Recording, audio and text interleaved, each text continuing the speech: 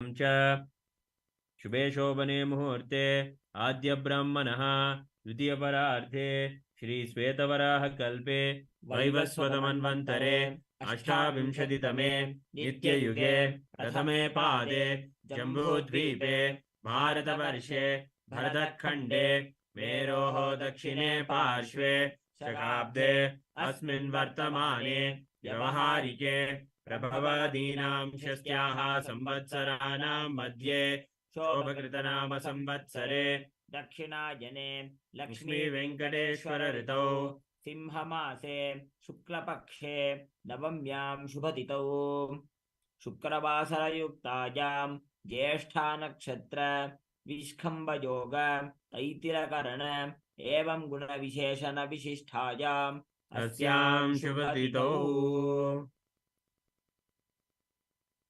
नित्यानंद गोत्रोद्भवायाः मैन्यीन्यांग नाम्याः वैखांग नाम्याः लाइहिंचांग नाम्याः शोरहैमलैन नाम्याः सकुटुम्बस्य नित्यानंद गोत्रोद्भवायाः अश्विनी नक्षत्रे मेषराशो जातायाः अल्पा पटेल नाम्याः कृतिका नक्षत्रे वृषभराशो जातस्य अल्केश पटेल नामधेयस्य कृतिका नक्षत्रे वृषभराशो जातस्य ईशान पटेल नामधेयस्य मृगशीर्ष नक्षत्रे वृषभराशो जातायाः अशीयना पटेल नाम्याः सकुटुम्बस्य नित्यानंद गोत्रोद्भवायाः उमादेवी कोंडपल्ली नाम्याः मुरली कोंडपल्ली नाम्याः रामानंद कोंडपल्ली नामधेयस्य नित्या कोंडपल्ली नाम्याः सकुटुम्बस्य नित्यानंद गोत्रोद्भवस्य गौरी शंकर आनंद नामधेयस्य मा गुरुप्रिया आनंद नाम्याः जेसी युगेरे नामधेयस्य आदान कमिलो औगिरे नामधेयस्य लीलानी नाम्याः अलना नाम्याः वेरोनिका नाम्याः सकुटुम्बस्य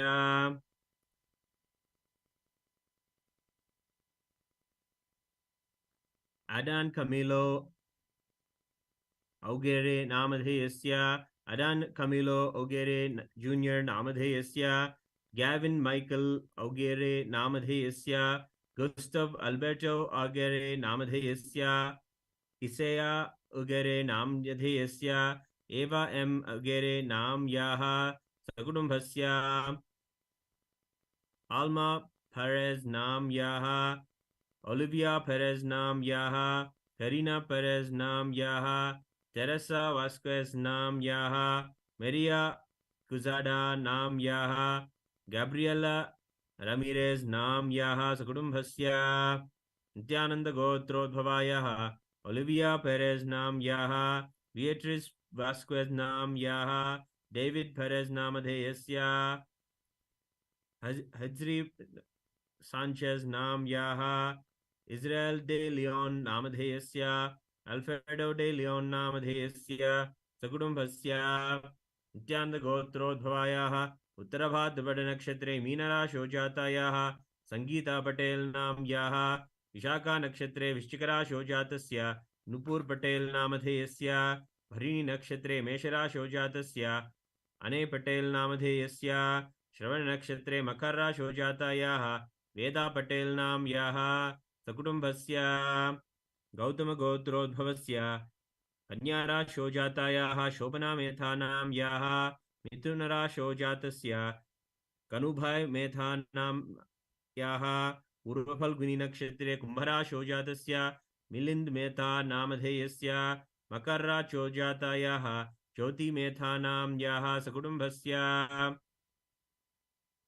नित्यानंद गोत्रोद्भवस्य जसी पडिया नाम अधेयस्य लूसिया समनो नाम्याः नाटली समनो नाम्याः सोफी लोपेज नाम्याः इलाई पडिया नाम अधेयस्य एमा पडिया नाम्याः सकुटुम्बस्य नित्यानंद गोत्रोद्भवस्य डैनियल कुरेट नामधेयस्य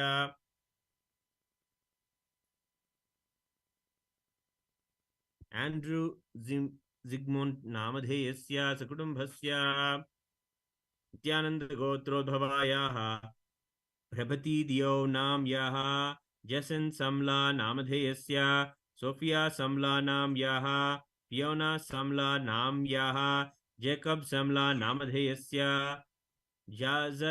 जाजरिया समला नाम याः नाश समला नामधेयस्य सकुटुम्बस्य नित्यानंद गोत्रोद्भवायाः आरुद्रा नक्षत्रे जातायाः डयाना सुलिवन नाम याः एंथनी मास नामधेयस्य लूक मास नामधेयस्य काइल मास नामधेयस्य स्कारलेट स्टम्प नाम याः एवा मास नाम याः सकुटुम्बस्य नित्यानंद गोत्रोद्भवायाः पूसम नक्षत्रे कडगराशो जातायाः प्रेमा कोदंडरामन नाम याः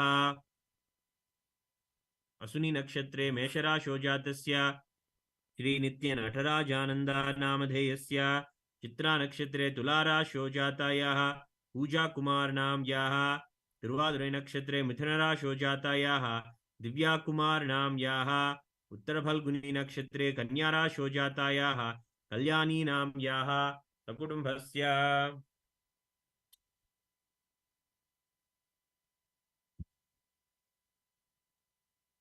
नित्यानंद गोत्रोद्भवायाः वानिटा Cabrera नाम याः Abigail Cabrera नाम याः Emily Cabrera नाम याः Natalie Denise Cabrera नाम याः Kylie Cabrera नाम याः Scarlett Cabrera नाम याः सकुटुम्बस्य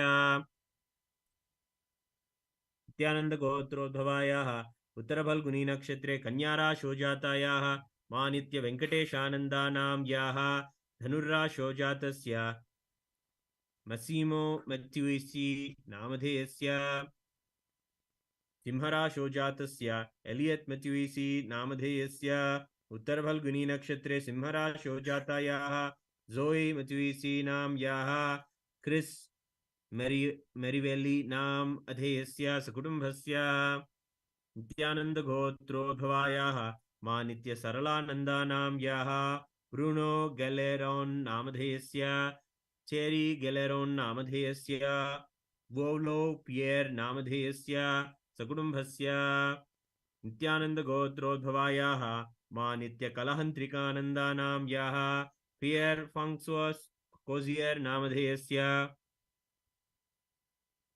क्रोशिये नामधेयस्य मेरियन क्रोशिये नाम याः एनी कैथरीन फिगियन क्रोशिये नाम याः ग्रिगोर पिंगियन नामधेयस्य क्वेलोमे घियोम पिंगियन नामधेयस्य सकुटुम्बस्य नित्यानंद गोत्रोद्भवायाः विशाखा नक्षत्रे जातायाः रोशिनी शोरोडर नामधेयस्य मघा नक्षत्रे जातस्य ब्रायन शोरोडर नामधेयस्य शर्बिषा नक्षत्रे जातस्य परमेश्वरी श्रोडर नामधेयस्य पूर्वफल्गुनी नक्षत्रे जातस्य विमला नंबियार नाम याः पूर्वाषाढ़ा नक्षत्रे जातस्य सायान शाह नामधेयस्य कृतिका नक्षत्रे जातायाः संध्या नंबियार नाम याः समीर शाह नाम याः सकुटुम्बस्य नित्यानंद गोत्रोद्भवस्य पुष्या नक्षत्रे कडगराशो जातायाः हेमवती उमा महेश्वर नाम याः प्रणव उमेश ऋषिका नामधेयस्य शतभिषा नक्षत्रे कुंभराशो जातस्य वीनु उमेश नामधेयस्य मकर राशो जातायाः इलाय उमेश नामधेयस्य बेलिंडा उमेश नाम याः चांदनी पटेल नाम उमेश नाम याः सकुटुम्बस्य नित्यानंद गोत्रोद्भवायाः कृतिका नक्षत्रे वृषभराशो जातायाः मां परमेश्वरा नाम याः रोहित शाह नामधेयस्य अनुराधा नक्षत्रे वृश्चिकराशो जातस्य सतीन शाह नामधेयस्य शांता चेल्लया नाम याः चित्रा नक्षत्रे कन्याराशो जातस्य वीरल सेत् नामधेयस्य धर्मी पटेल नामधेयस्य सकुटुम्बस्य कश्यपगोत्रोद्भवस्य रोहिणी नक्षत्रे वृषभराशो जातस्य उमेश अहुजा नामधेयस्य धनिष्ठा नक्षत्रे कुंभराशो जातायाः प्रीति अहुजा नाम्याः उत्तरफल्गुनी नक्षत्रे कन्याराशो जातस्य आदित्य अहुजा नामधेयस्य अनुराधा नक्षत्रे वृश्चिकराशो जातस्य राघव अहुजा नामधेयस्य ज्येष्ठा नक्षत्रे वृश्चिकराशो जातायाः किरणलता अहुजा नाम्याः उत्तरफल्गुनी नक्षत्रे कन्याराशो जातस्य मुकेश अहुजा नामधेयस्य सकुटुम्बस्य नित्यानन्दगोत्रोद्भवायाः हंसा वग्ज्यानीनां याः हरीश वग्ज्यानी नामधेयस्य निकी वग्ज्यानी नामधेयस्य लक्ष्मी वग्ज्यानी नाम याः निकिता वग्ज्यानी नाम याः जेसन बेंजामिन नामधेयस्य सकुटुम्बस्य नित्यानन्दगोत्रोद्भवायाः जिंग्यांग नमः जिंग्यांग नाम याः जियानवेन नामधेयस्य डोरा वेन नाम याः मीरा वेन नाम याः एलिन लियांग नाम याः गाउग्यान ग्यांग नामधेयस्य सकुटुम्बस्य नित्यानन्दगोत्रोद्भवस्य मनोज टल्वर नामधेयस्य सकुटुम्बस्य नित्यानन्दगोत्रोद्भवस्य वसंत टेकेस्टे नाम्याः माइकल टेकोला नामधेयस्य मैकेडेस अलेमयेहु नामधेयस्य टेसियोन अले मये नामधेयस्य लियोल अले मयेहु नामधेयस्य सकुटुम्बस्य नित्यानन्दगोत्रोद्भवायाः रोहिणी नक्षत्रे वृषभराशो जातायाः जूडी यूमे चैंग नाम्याः षडभिषा नक्षत्रे कुंभराशो जातस्य चीत्स्यांग चैंग नामधेयस्य चित्रा नक्षत्रे कन्याराशो जातस्य छुंगथियांग चैंग नामधेयस्य आर्द्रा नक्षत्रे मिथुनराशो जातस्य छीछिया चैंग नामधेयस्य उत्तरा नक्षत्रे धनुर्राशो जातायाः चीची चैंग नाम्याः धनिष्ठा नक्षत्रे मकरराशो जातायाः चिंग्लाई नाम्याः सकुटुम्बस्य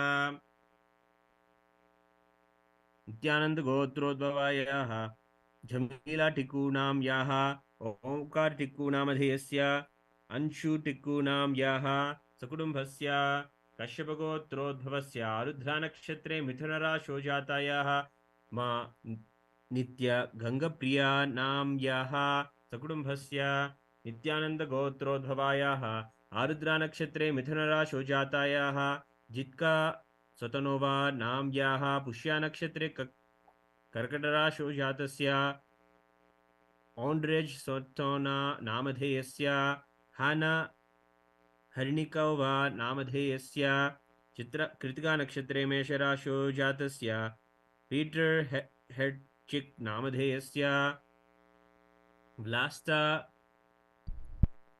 सहर्निकोवा नामधेयस्य सकुटुम्बस्य नित्यानन्दगोत्रोद्भवायाः एनेट नेल्होमे नाम्याः सांड्रा नेल्होमे नाम्याः लाइवली नेल्होमे नाम्याः कैथरीन गैटियानस एडलीन नामधेयस्य एडलीन डोलिन नाम्याः खेलनेलिया गोठिनराव नामधेयस्य सकुटुम्बस्य नित्यानन्दगोत्रोद्भवस्य मेरियान नाम्याः सिडाली नाम्याः लॉरेंट नामधेयस्य पास्कलीन नामधेयस्य मैथ्यू नामधेयस्य सेबास्टियन नामधेयस्य सकुटुम्बस्य नित्यानन्दगोत्रोद्भवायाः जियाना नेल्होमे नाम्याः एक्सेल ऑर्बियन नेल्होमे नामधेयस्य खेलियन डेक्ले नामधेयस्य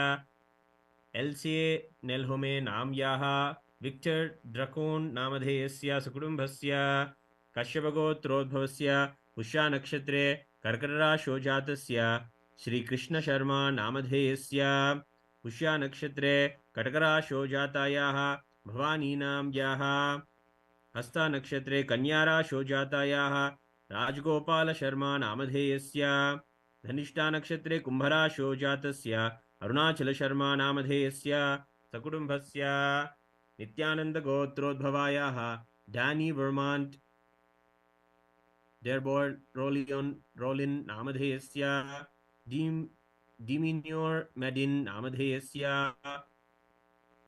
योलैने वर्माण्ट् डेब्बोर् रोलिन् नामधेयस्य क्लोई मेडिन् नाम्याः मैथ्यू टेप्लियर् नामधेयस्य जॉर्जन् टेप्लियर् नामधेयस्य सकुटुम्बस्य नित्यानन्दगोत्रोद्भवायाः मघानक्षत्रे सिंहराशो जातायाः जूडी हेयुन् वू नाम्याः ज्येष्ठा नक्षत्रे वृश्चिकराशो जातायाः मे सुन्युन् यांग नाम्याः ज्येष्ठा नक्षत्रे वृश्चिकराशो जातायाः एलेन् एल्किन्स् नाम्याः अश्विनी नक्षत्रे मेषराशो जातस्य जॉनी एल्किन्स् नामधेयस्य रोहिणी नक्षत्रे वृषभराशो जातस्य हैची वू नामधेयस्य धनिष्ठा नक्षत्रे कुम्भराशो जातायाः फैन् वू नाम्याः सकुटुम्बस्य नित्यानन्दगोत्रोद्भवायाः किम डांग नाम्याः च्योफैंग नाम्याः कैलियन ली नाम्याः नेथन डांग नामधेयस्य ह्यू डांग नामधेयस्य ट्रांग डांग नाम्याः सकुटुम्बस्य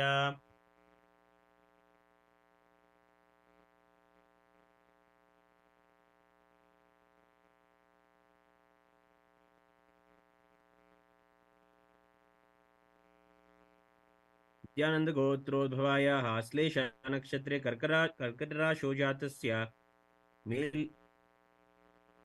माइलिने सेमोर् नाम्याः शरणनक्षत्रे मकरराशो जातस्य जीन रॉबर्ट नाम अधेयस्य आर्द्रा नक्षत्रे मिथुनराशो जातस्य थियो रॉबर्ट नामधेयस्य सकुटुम्बस्य नित्यानन्दगोत्रोद्भवायाः हेडी शोहेन् नाम्याः सकुटुम्बस्य नित्यानन्दगोत्रोद्भवायाः फेन्शु नाम्याः युन्ली ग्याओ नाम्याः फैंग फैंग नाम्याः सकुटुम्बस्य सांडिल्यगोत्रोद्भवायाः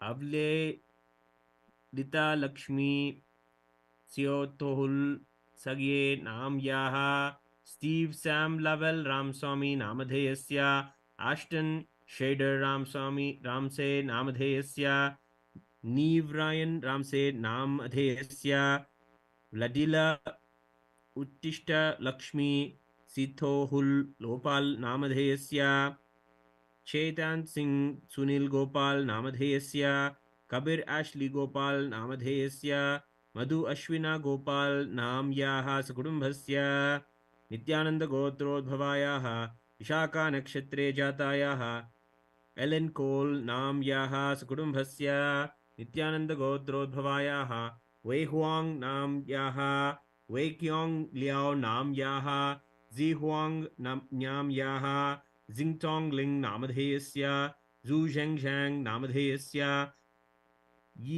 यी मिंग लिन नामधेयस्य सकुटुम्बस्य नित्यानन्दगोत्रोद्भवायाः जिंगरुषी नाम्याः होंगफैंग वू नाम्याः सकुटुम्बस्य नित्यानन्दगोत्रोद्भवायाः झांग जिंग नाम्याः गाओहुआंग नाम्याः सकुटुम्बस्य नित्यानन्दगोत्रोद्भवायाः होंगजिंग झेंग नाम्याः रियूफे यांग नाम्याः नेंग मे छांग नाम्याः बेबे झाओ नाम्याः मेजी यांग नाम्याः ज़्याओलिंग झेंग नाम्याः सकुटुम्बस्य नित्यानन्दगोत्रोद्भवायाः मेलनी महफे नाम्याः सकुटुम्बस्य नित्यानन्दगोत्रोद्भवायाः सूर्या नक्षत्रे डाना हिटनिकोवा नाम्याः बार्बरा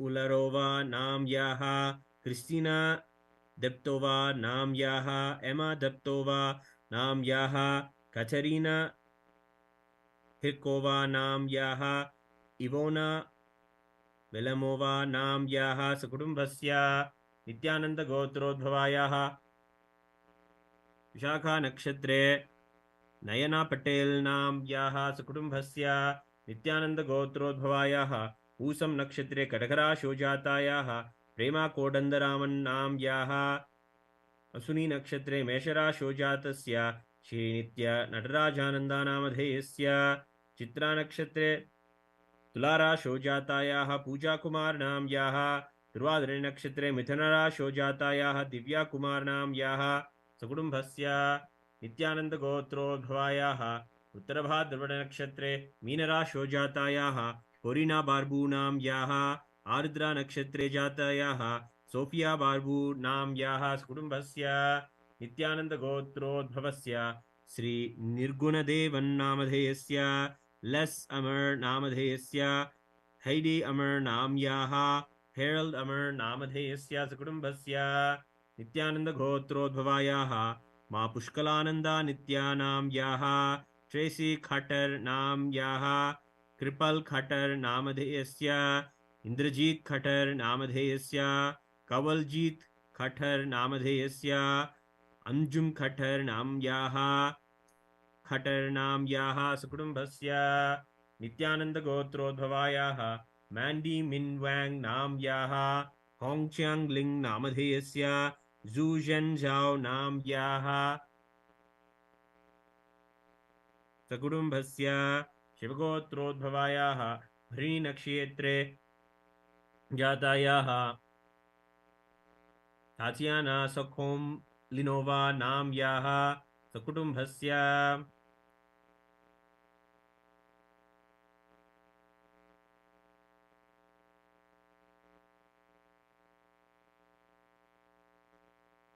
सकुटुम्बस्य च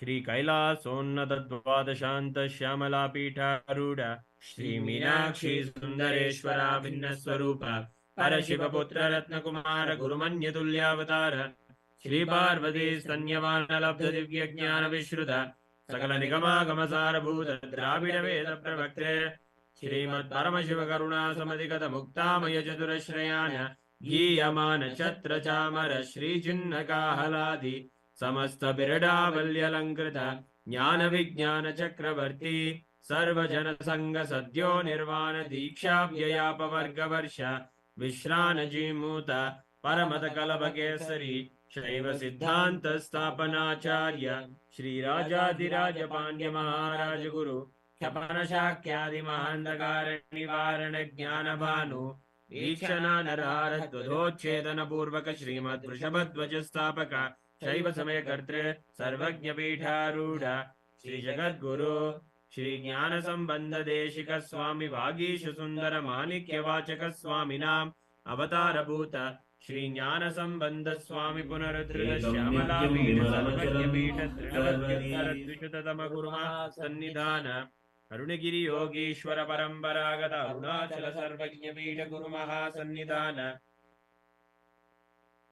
कैलास परंपरागत कांची कैलास सर्वज्ञ पीठ त्रयस्त्रिंशदुत्तर द्विशततम गुरु महासन्निधान नित्योत्सव नित्य मंगल नित्य कल्याण नित्य रचित कैलास परंपरागत आदि कैलास नित्यानंद पीठ महासंस्थान महासिंहासन पीठ गत्रे साक्षात् श्री परमशिव समुद्भूत कैलास परंपरागत वैवस्वतमनु इक्ष्वाकु हरिश्चंद्र भगीरथ श्रीरामचंद्र शूरसेन इत्याद्य नवच्छिन्न सार्वभौम चक्रवर्ती परंपरागत चतुष्षष्टि योगिनी मंडित चतुष्षष्टि संप्रदाय प्रवर्तक अनुधर्म शासन सूर्यवंश प्राप्त सर्वज्ञ पीठ सुरांगी साम्राज्य विशिष्ट चूड़ामणि साक्षात् श्री परमशिव समुद्भूत कपिल महागुरु महानिर्वाणी पीठ अष्टोत्तर सहस्र श्री महामंडलेश्वर साक्षात् श्री परमशिव समुद्भूत श्री महागणपति समारंभ अरबच्छिन्न पीठ ईश्वर गुरु परंपरा प्राप्त अटलवी अष्टोत्तर सहस्र श्री अटल पीठाधीश्वर धर्ममूर्ति स्वर्गम स्वर्ण पीठ त्रयोविंश गुरु महासन्निधान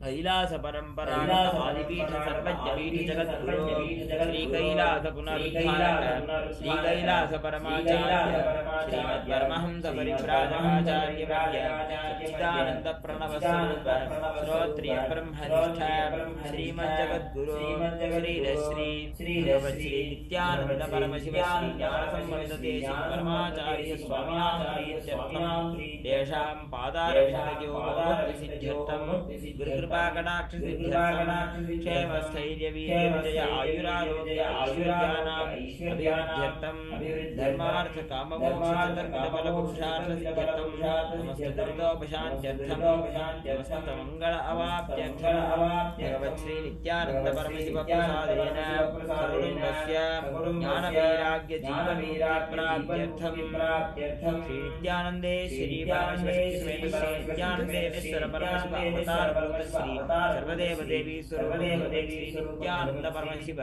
परिपूर्ण कृपा कटाक्ष सिद्ध्यर्थं श्रवण मास पौर्णिमा पूर्ववत् We have to move this back. शुक्रवारे Varalakshmi व्रतपूजां च करिष्ये ओम This is my right. करिष्ये Okay.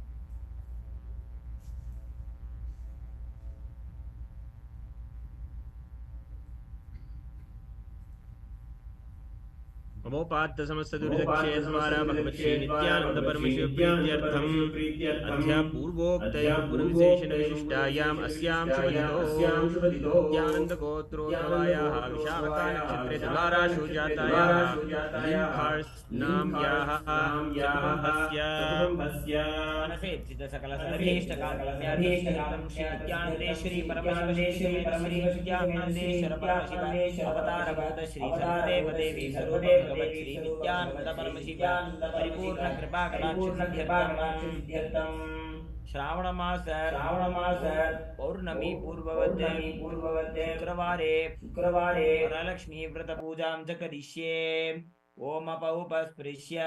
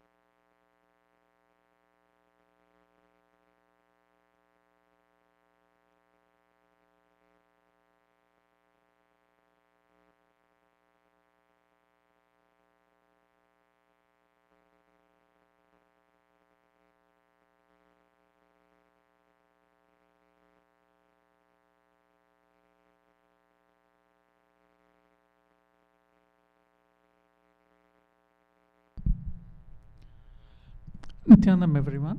Welcome to the VaraLakshmi Vratham here. Before we get into the other aspects of the ritual, let us understand what is wealth. Wealth is your decision to inspire, your ability to inspire people and make people support you back in enriching efforts. Wealth is not a thing to be created or managed, it is you. If you are not having wealth, be very clear, the flow of your very being has some serious flaw. Wealth is your personality. If you are fully alive, you would naturally be creating wealth and enjoying wealth. If you are not wealthy, it means some part of you is still struggling for complete expression. In Sanskrit, the goddess who presides over wealth is called Lakshmi. The word Lakshmi means intensified goal. Lakshmi is the quality of being intense, total in your pursuit, no matter what the goal. Any goal that is pursued with intensity will naturally bring wealth into your life.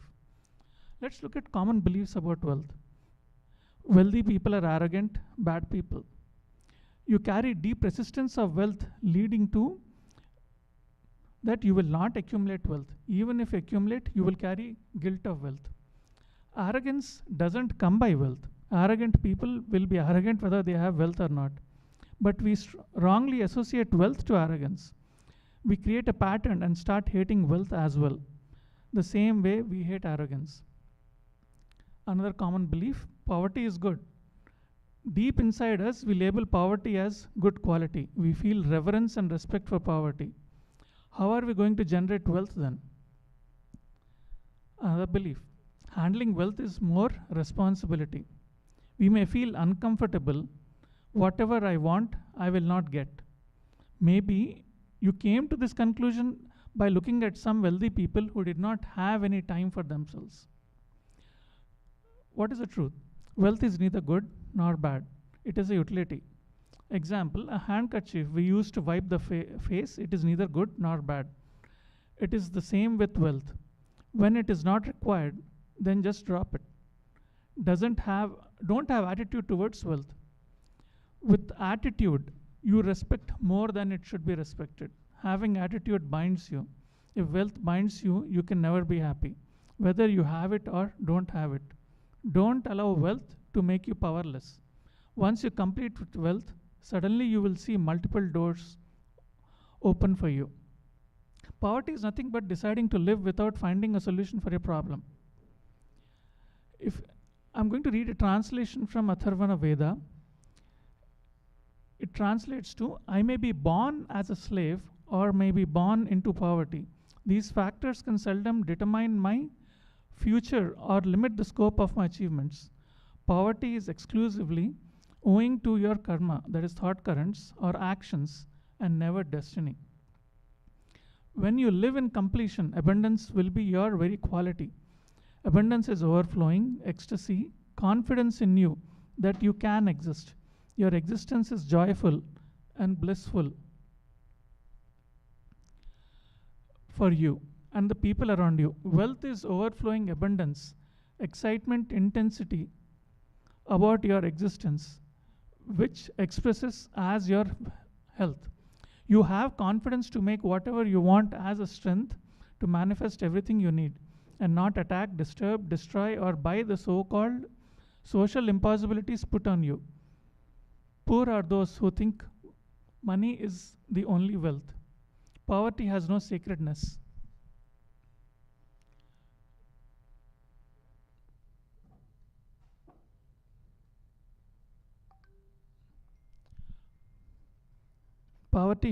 Failure has no sacredness. Your ignorance cannot be justified. Many seekers carry a strong engram that wealth is the root cause of all evil. It is not. Neither you must be influenced by having money, nor be influenced by not having it. Money should never make you feel powerless.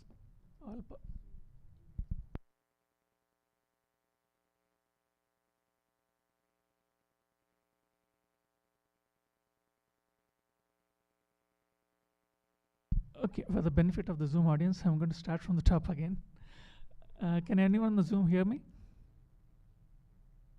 All right, right.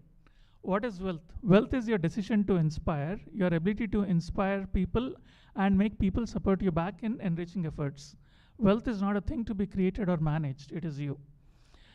If you are not having wealth, be very clear, the flow of your very being has some serious flaw.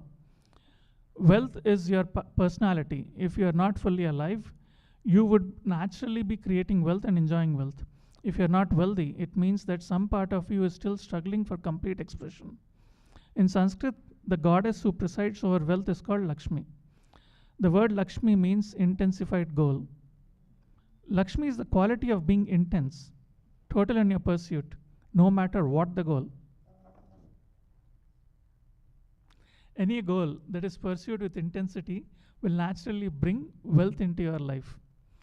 Let's look at a few common beliefs surrounding wealth. 1. Wealthy people are arrogant, bad people. You carry deep resistance of wealth, leading to you will not accumulate wealth. Even if you accumulate, you will carry guilt of wealth. Arrogance doesn't come by wealth. Arrogant people will be arrogant whether they have wealth or not. But we strongly associate wealth to arrogance.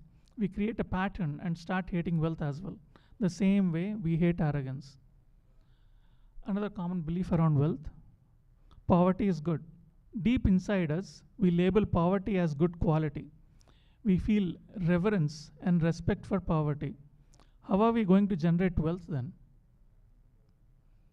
Another common belief, handling wealth is more responsibility. We may feel uncomfortable. Whatever I want, I will not get it. Maybe you came to this conclusion by looking at some wealthy people. You did not have any time for themselves. Let's look into the truth. Wealth is neither good nor bad, it's just utility. For example, a handkerchief or a piece of cloth we use to wipe the face. It is neither good nor bad. It's the same with wealth. When it is not required, then just drop it.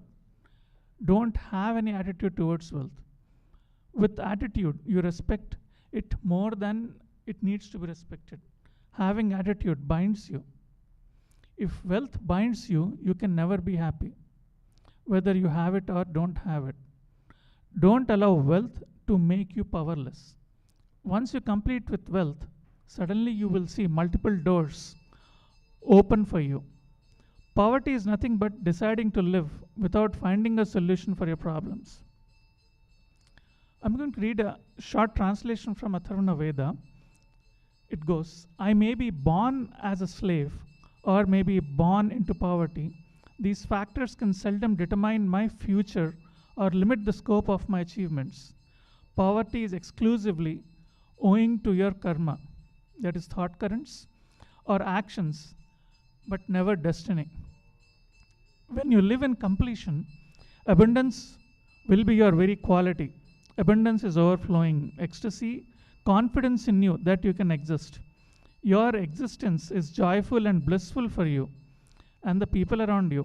Wealth is overflowing abundance, excitement, intensity about your existence, which expresses as your health. You have confidence to make whatever you want as a strength to manifest everything you need and not attack, disturb, destroy, or buy the so called social impossibilities put on you. Poor are those who think money is the only wealth. Poverty has no sacredness. Failure has no sacredness. Your ignorance cannot be justified. Many seekers carry a strong engram that wealth is the root cause of all evil. It is not.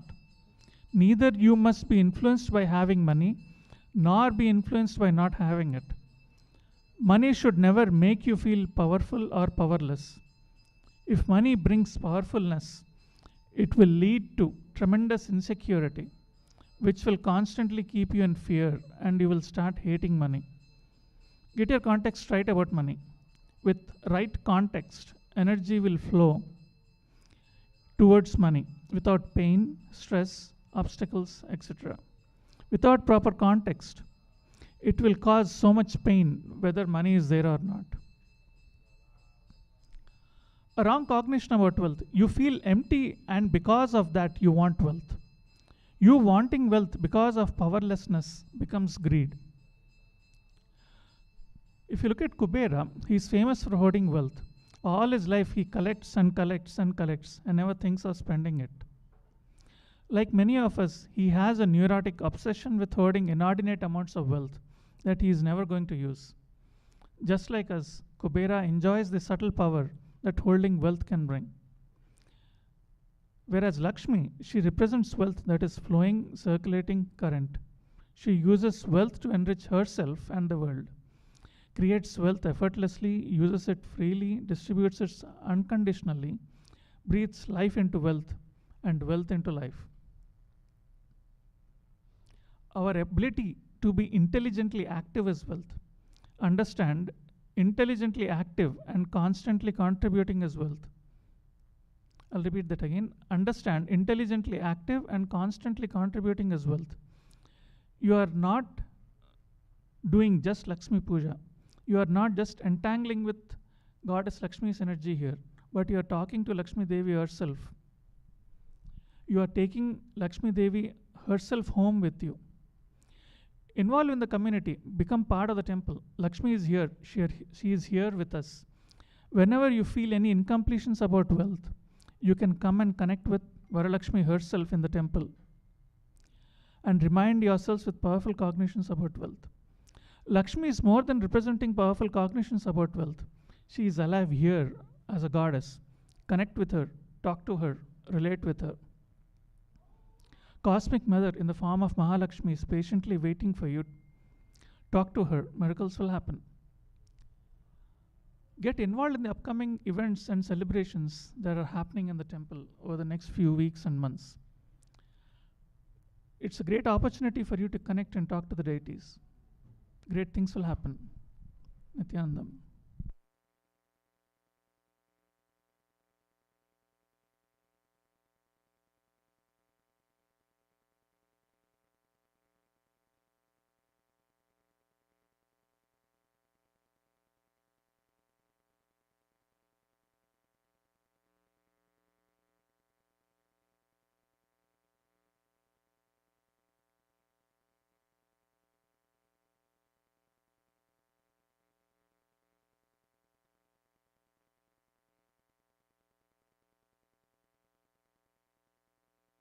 Nityanandam.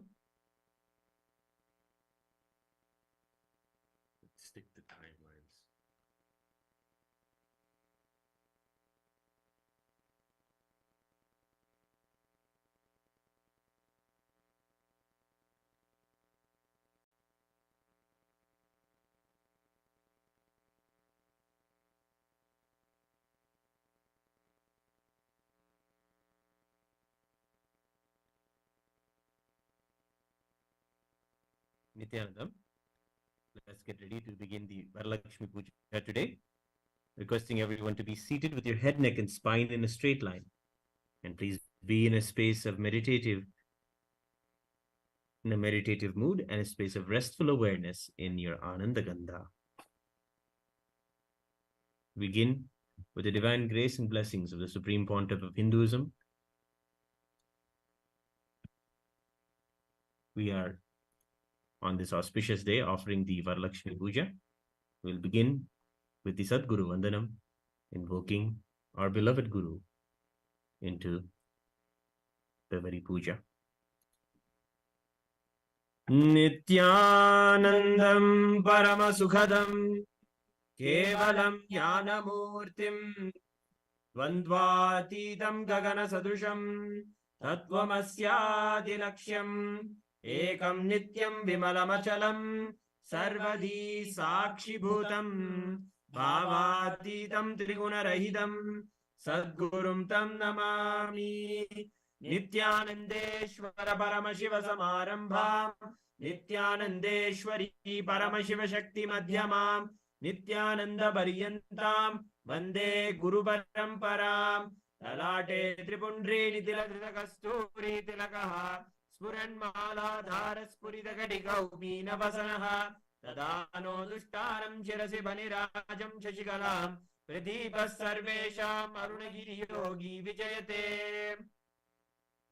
We'll now perform Tattvachamanam. Please take your udhrini of water and put it in your right hand and take 3 sips of water as we chant the following 3 mantras. Om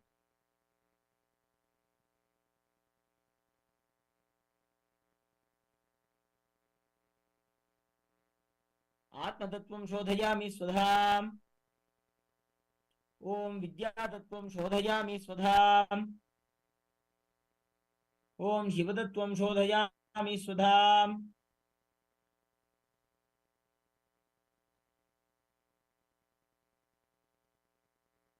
Please continue the Tattvachamanam.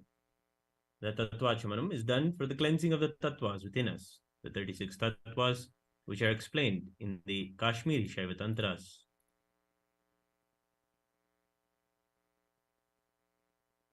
With your right hand, ring finger, middle finger, and index finger joined together, touch above your upper lip and below your lower lip.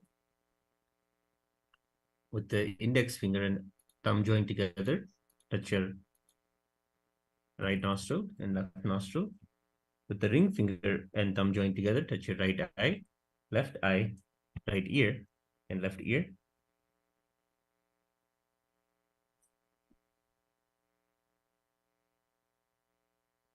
Then with the little finger and thumb joined together, touch the navel, right shoulder,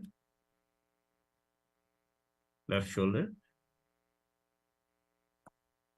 And with all the tips of your fingers, touch the top of your head, right shoulder, left shoulder, and center of your chest. Now we'll do the Ganapati Dhyanam. Please take the Akshata in your hands and hold your hands in the Mushti Mudra. Tap the sides of your forehead 5 times as we chant the Shuklam Bharadram mantra.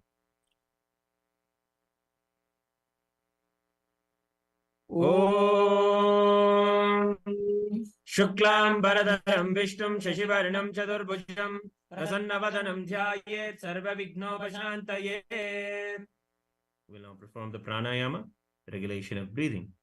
Please inhale through the left nostril. Hold your breath, holding both your nostrils closed, and exhale through the right nostril as we chant the Samhita mantras. Om Ham Ishan Murdayan Mom Him Datra Vaktrayan Mom Hum Agorahdan Mom Him Mamade Ukhan Mom Him Satyajata Murtain Mom Hamrdan Mom Him Shirsen Mom Hum Shikayin Mom Him Kavjan Mom Hum Netribhir Mom Hastrayan Maham Om Ham Ishan Murdan Mom Him Datra Vaktrayan Mom Hum Agorahdan Mom Him Mamade Ukhan Mom Him Satyajata Murtain Mom Hamrdan Mom Him Shirsen Ma Hum Shikayin Mom Him Kavjan Mom Hum Netribhir Mom Hastrayan Maham Om Ham Ishan Murdan Mom Him Datra Vaktrayan Mom Hum Agorahdan Mom Him Mamade Ukhan Mom Him Satyajata Murtain Mom Ham Pradhan Mom Him Shirsen Mom Hum Shikayin Mom Him Kauchan Mom Hum Netribhyon Mom Hastra Yermaha.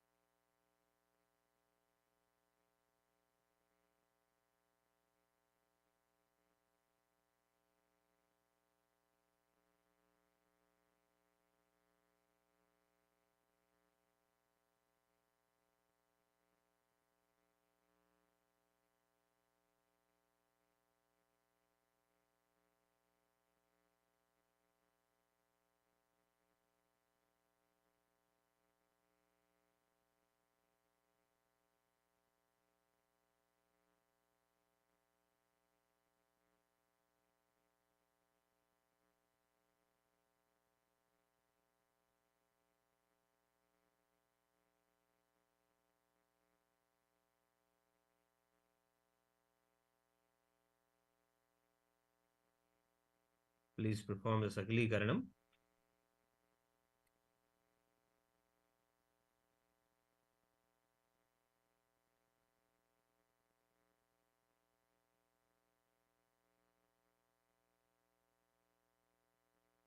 It's too late. Now we'll do the Ganapati Dhyanam.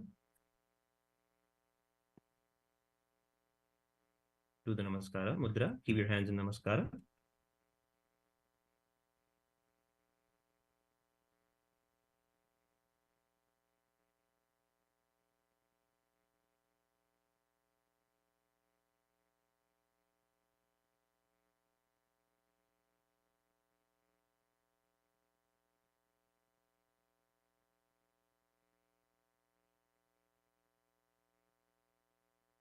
Now, please hold your hands in the Namaskara Mudra as we begin the Vigneshwara Puja. Om Tadeva Lagnam Sudinam Tadeva Tarabalam Chandrabalam Tadeva Vidyabalam Daivabalam Tadeva Gauri Padengrivam Swarami. Om Har Har Namah Parvati Pataye Har Har Mahadeva Shivabhyam Namaha. Now we'll chant the Sankalpa for the Vigneshwara Puja. ममोपात्त समस्त दुरितक्षय द्वारा भगवत् श्री नित्यानंद परमेश्वर प्रीत्यर्थम श्री परमेश्वराज्ञया परमेश्वर प्रीत्यर्थम करिष्यमाणस्य कर्मणः अविघ्नेन प्रथमात्यर्थम आदौ श्री विघ्नेश्वर पूजां करिष्ये ओम अपौपस्पृश्य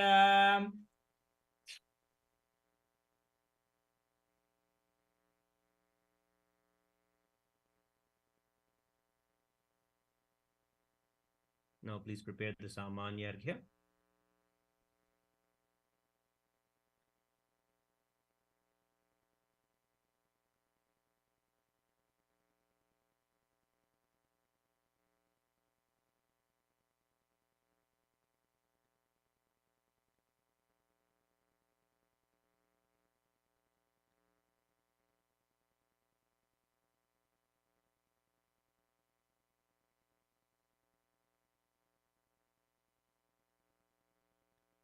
We will now offer the Sharuttasana Puja to Vigneshwara. Please take the Akshata and offer it 5-6 times to Mahaganapati. Om Gam Anantāya Namaha, Om Gam Dharmāya Namaha, Om Gam Jnānāya Namaha, Om Gam Vairāgyāya Namaha, Om Gam Aishwaryāya Namaha, Om Gam Padmāya Namaha, Padmasya Vari Om Gam Ganapatyāsana Namaha, Om Gam Ganapati Murtaye Namaha. Now please take a flower in your hands and meditate on Mahaganapati. Ekadantam Shorpakarnam Gajavaktam Mahodaram Pāśāṅkuṣadharam Devam Dhyāyet Siddhivinājakam. Om Gananam Tva Ganapativam Havāmahe Kavim Kavīnāmupamashravastamam Jyeshtarājam Brahmanām Brahmanaspādāna Shrinvannodibhit Siddhasadhanam. Om Shri Mahaganapataye Namaha. Om Gam Ganapataye Namaha Dhyayam Yavahayami. Please show the Avahana Mudras. Ityavahana Sthapana Sannidhana Sannirodhana Digbandhana Avakunthana Talatraya Dheno Pāśāṅkuṣa Namaskara Mudra Pradarshya. Now we will begin the Upachara Puja to Mahaganapati. Om Gam Ganapataye Namaha Padyam Samarpayami.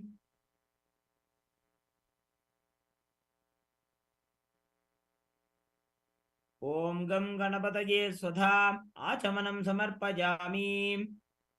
Om Gam Ganapataye Swaha Arghyam Samarpayami. Om Gam Ganapataye Namaha Snanam Samarpayami. Snananantaram Achamanam Samarpayami. Vastra Jignopavita Uttariyabharnartham Akshatan Samarpayami. Now we'll offer the Archana to Mahaganapati. Please take the flowers and offer the Archana. Om Gam Bhavasya Devasya Namaha. ॐ गं शर्वस्य देवस्य सुताय नमः ॐ गं ईशानस्य देवस्य सुताय नमः ॐ गं पशुपतेर्देवस्य सुताय नमः ॐ गं उग्रस्य देवस्य सुताय नमः ॐ गं रुद्रस्य देवस्य सुताय नमः ॐ गं भीमस्य देवस्य सुताय नमः ॐ गं महतोर्देवस्य सुताय नमः ॐ गं सिद्धिविनायकस्वामिने नमो नमः नानाविधपरिमलपत्र पुष्पाणि समर्पयामि Please offer the dhupa. ॐ गं गणपतये नमः धूपम् आघ्रापयामि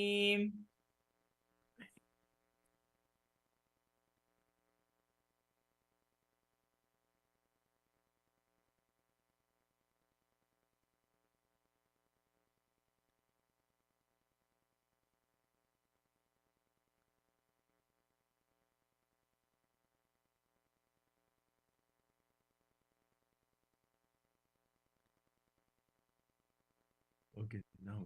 ॐ गं गणपतये नमः धूपम् आघ्रापयामि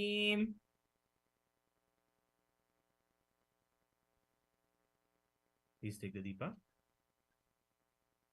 ॐ गं गणपतये नमः दीपं सन्दर्शयामि Next, please offer the naivedyam. ॐ गं गणपतये नमः नैवेद्यं निवेदयामि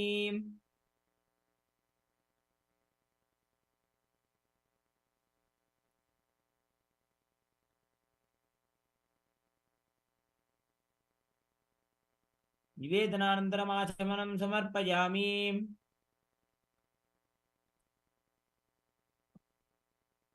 Please offer the tambulam.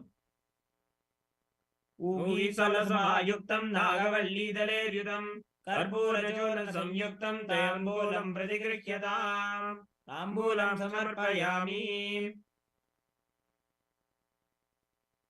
Please offer the arati.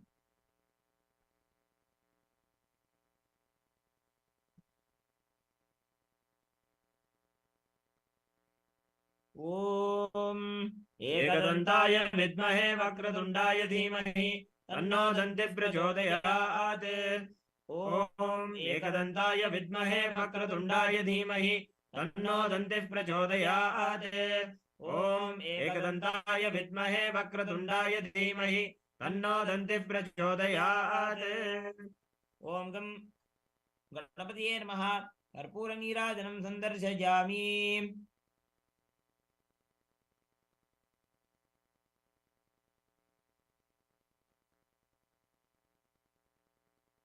Please take the flower in your hands and chant the Ganapati Mula Mantram 11 times.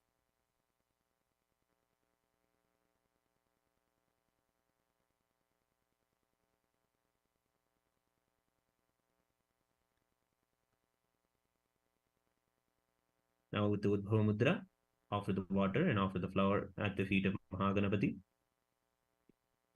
गुह्यादिगुह्य गोप्तात्वं ग्रहाणास्मं कृतं जपं सिद्धिर्भवतु मे देव त्वत्प्रसादात् गणाधिपः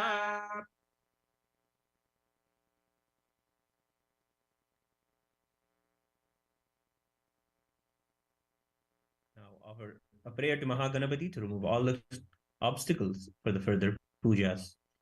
वक्रतुण्ड महाकाय सूर्यकोटिसमप्रभ अविघ्नं कुरु मे देव सर्वकार्येषु सर्वदा. We'll now continue with the Guru Puja. Please take a flower in your hands and hold the flower in the Kurma Mudra. Remember Swamiji, our beloved Swamiji, Bhagwan Nityananda Parameshwar, the Supreme Pontiff of Hinduism, in the lotus of our hearts, as we offer the Manasa Puja.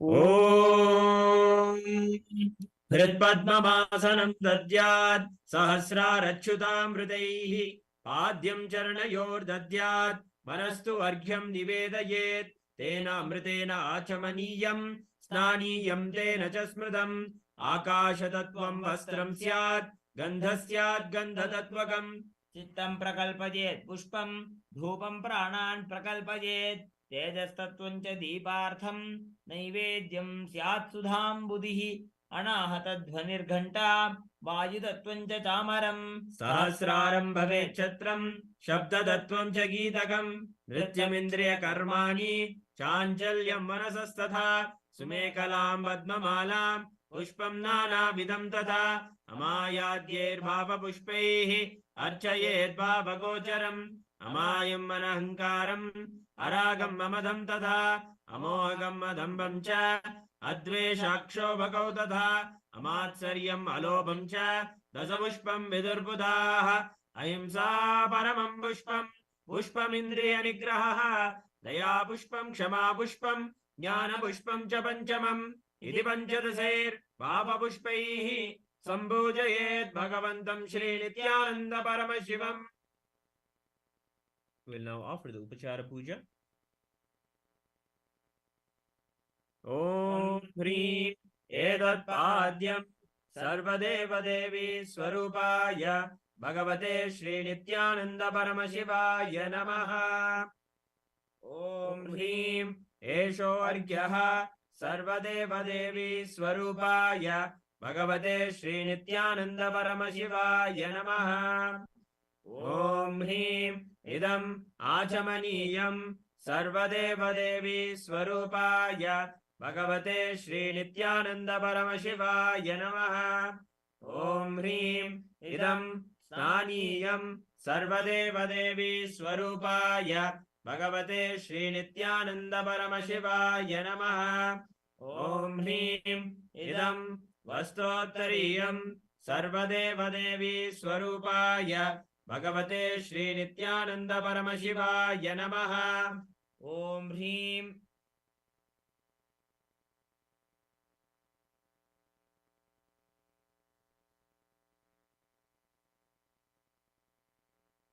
Om Hrim Eshadgandhah Sarvadevadevi Swarupaya Bhagavate Shri Nityananda Paramashivaya Namaha. Om Hrim Idam Sachandana Pushpam Sarvadevadevi Swarupaya Bhagavate Shri Nityananda Paramashivaya Namaha. Om Hrim Idam Sachandana Bilvapatram Sarvadevadevi Swarupaya Bhagavate Shri Nityananda Paramashivaya Namaha.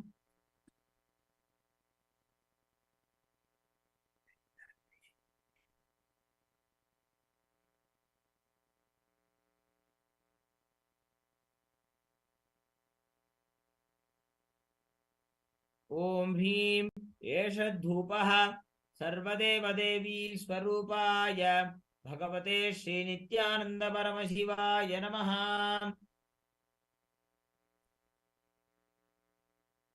Om Hrim Esha Deepah Sarvadevadevi Swarupaya Bhagavate Shri Nityananda Paramashivaya Namaha.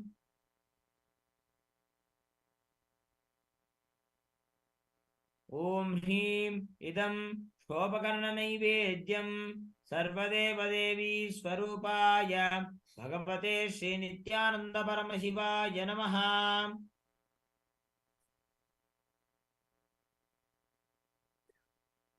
Om Hrim Idam Panarthodakam Sarvadevadevi Swarupaya Bhagavate Shri Nityananda Paramashivaya Namaha. Om Hrim Idam Punarajamanijam Sarvadevadevi Swarupaya Bhagavate Shri Nityananda Paramashivaya Namaha.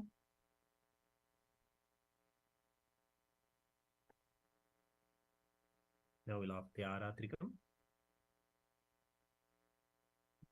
Aratrikam Karpuragauram Karunavataram Samsarasaram Bhujagendram Sada Vasantam Hridayarvinde Bhavam Bhavani Sahitam Namami Bhavam Bhavani Sahitam Namami Bhavam Bhavani Sahitam Namami. Aradrikam Samarpayami Bhagavat Shri Nityananda Paramashiva Charanakamaleebhyo Namaha. now offer Pushpanjali, offering our deep gratitude to the Supreme Pontiff of Hinduism, Bhagavan Nityananda Parameshwaram, for showering us with all of these sacred traditions and the sacred sentiments with which we are offering today's puja. Pushpanjalihi Gurur Brahma Gurur Vishnu Gurur Devo Maheshwaraha Guru Sakshat Param Brahma Tasmai Shri Gurave Namaha Akhanda Mandalakaram Vyaptam Yena Characharam Tatpadam Darshitam Yena Tasmai Shri Gurave Namaha Ajnanatimirandhasya Jnananjanashalakaya Chakshurunmilitam Yena Tasmai Shri Gurave Namaha Aneka Janma Samprapta Karma Bandha Vidahine Atmanyana Pradhanena Tasmai Shri Gurave Namaha Mannatha Sri Jagannatho Madguru Sri Jagadguru Mamatma Sarvabhutatma Tasmai Shri Gurave Namaha Ishvaro Gururatmeti Murti Bheda Vibhagine Vyomavadyapta Dehaya Dakshina Murtaye Namaha Nityanandam Paramasukadam Kevalam Jnanamurtim Dvandvatitam Gagana Sudrusham Tattvamasyaadilaksham Ekam Nityam Vimalamachalam Sarvadhi Sakshibhutam Bhavaditam Trigunarahitam Sadgurum Tam Namami Pushpanjalim Samarpayami Bhagavat Shri Nityananda Paramashiva Charanakamaleebhyo Namaha Om Nityanandam.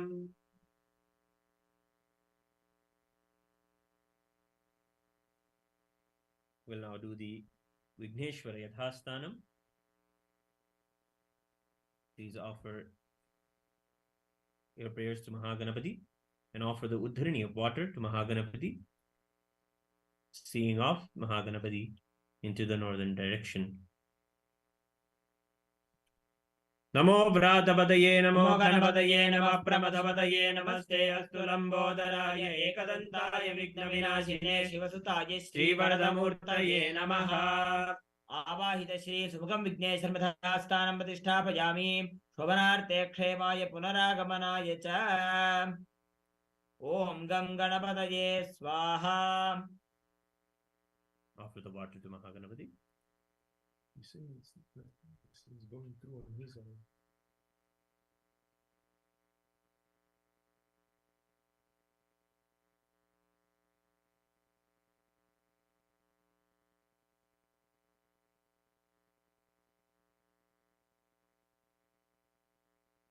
We'll now do the Punyahavachanam. To the Varuna Kalasha, we will offer the puja. Please take the Akshata in your hands and offer the puja to the Varuna Kalasha. All the participants of the puja can witness as we perform in Kailasa, Los Angeles, the Varuna Puja. After this, we'll begin the Lakshmi Puja with all of the Upacharams that you have all prepared. Punyahavachanam is a beautiful process of energizing the water element, invoking the presence of the ocean god Varuna. Now we'll offer the Sharuttasana Puja. Please take the Akshata and offer 6 times around Varuna. Om Ham Anantaya Namaha. Om Ham Dharmaya Namaha. Om Ham Jnanaya Namaha. Om Ham Vairagyaya Namaha. Padmasyopri Om Vam Varunasana Namaha. Om Vam Varunamurtaye Namaha. Nagapashadharam Vrishtam Ratno Ghajyude Vigraham Shashankadhabalam Dhyayed Varunam Makarasanam. Om Vam Varunaya Vidyadehaya Namaha. Om Vam Varuna Netrabhyam Namaha. Ivam me Varuna Shruti Hava Madhyatamraja Tvamavasyuratake तत्त्वायामि ब्रह्मणा वन्दमानस्तदाशास्ते यजमानो हविर्भिः अहेडमानो वरुणे हवोद्युरुषकुं समान आयुः प्रमोषीः ॐ वं वरुणाय नमः ध्यायामि आवाहयामि. Please show the Avahana mudras to the Varuna Kalasha. Tyavahana, Sthapana, Sannidhana, Sannirodhana, Digbandhana, Avakunthana, Talatraya, धेनु मकर नमस्कार मुद्राः प्रदर्श्य.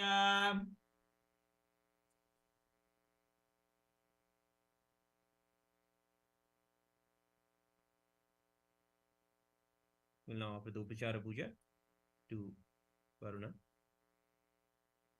ॐ वं वरुणाय नमः पाद्यं समर्पयामि.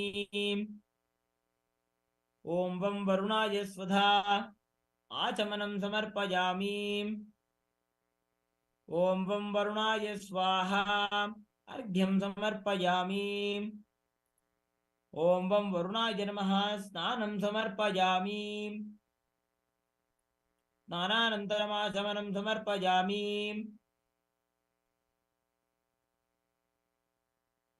ॐ वं वरुणाय नमः वस्त्रयज्ञोपवीत उत्तरीयाभरणार्थम् अक्षतान् समर्पयामि.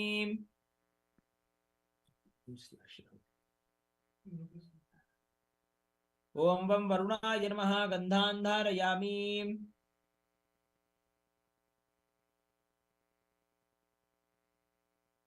गन्धस्योपरि हरिद्राकुङ्कुमं समर्पयामि.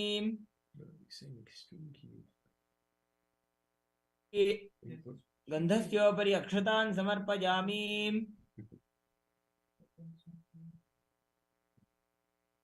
Now we'll offer the Archana to Varuna. Please have some flowers in your hands and offer the flowers to Varuna. ॐ वं वरुणाय नमः. ॐ वं प्रचेतसे नमः. ॐ वं स्वरूपिणे नमः. ॐ वं अपाम्पतये नमः. ॐ वं पाशहस्ताय नमः. ॐ वं जलाधिपतये नमः. ॐ वं तीर्थराजाय नमः. ॐ वं वरुणाय नमः. नानाविधपरिमलपत्र पुष्पाणि समर्पयामि. Please offer the Dhupa. ॐ वं वरुणाय नमः धूपम् आघ्रापयामि.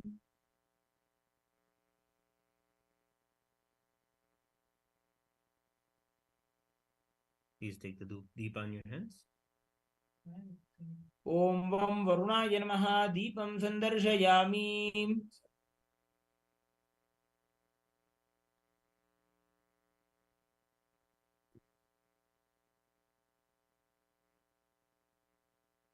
ॐ वं वरुणाय नमः अमृतं महानैवेद्यं निवेदयामि. निवेदनानन्तरमाचमनं समर्पयामि.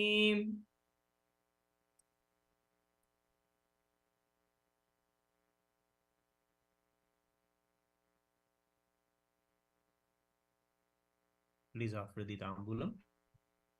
पूगीफलसमायुक्तं नागवल्लीदलेर्युतं कर्पूरचूर्णसंयुक्तं ताम्बूलं प्रतिगृह्यताम्.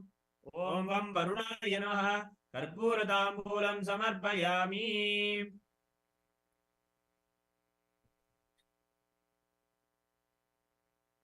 Now offer the Arati.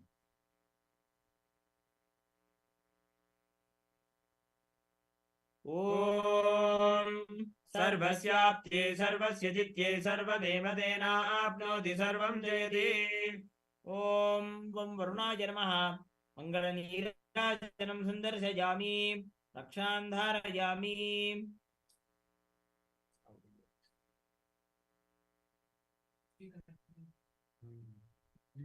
It keeps reconnecting.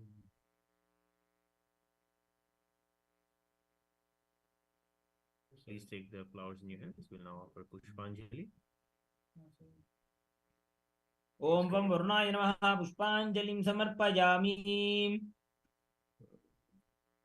Now please take the Dharva Mushti and touch it to the head of the Kalasham, the Varuna Kalasham.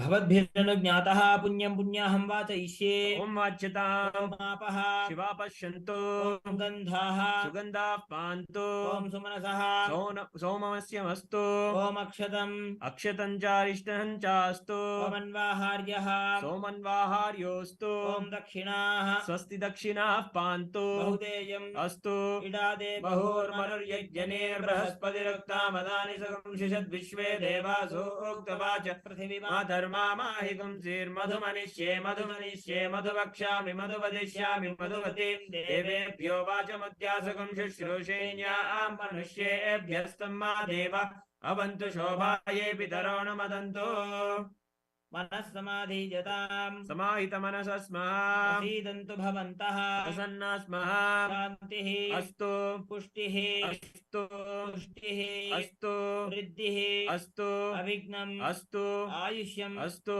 आरोग्यम् अस्तु अचलमैश्वर्यम् अस्तु धनधान्य समृद्धिः अस्तु गोब्राह्मणेभ्यः शुभम् भवतु ऐशान्यां बहिर्देशे अरिष्टनिरसनम् अस्तु आग्नेयां यत्पापं तत्प्रतिहतम् अस्तु सर्वाः सम्पदः सन्तु सर्वशोभनम् भवन्तु पुण्याः कालो वाच्यताम् पुण्याहं भवन्तो भ्रुवन्तो ॐ पुण्याहं स्वस्ति न इन्द्रो वृद्धश्रवाः स्वस्ति न पूषा विश्ववेदाः स्वस्ति नस्तार्क्ष्यो अरिष्टनेमिः स्वस्ति नो बृहस्पतिर्दधातु स्वस्तिं भवन्तो भ्रुवन्तो ॐ स्वस्तिः वृद्ध्यास्म हव्यैर्नवसोपसद्य मित्रं देवं मित्रधेयं नो अस्तु अनुराधान् हविषा वर्धयन्तः शतं जीवेम शरदः वीराः वृद्धिं भवन्तो भ्रुवन्तो कर्मरिद्यता वृद्धिः समृद्धिः अस्तु पुण्याः समृद्धिः अस्तु शुभं कर्म अस्तु महादेव प्रीयता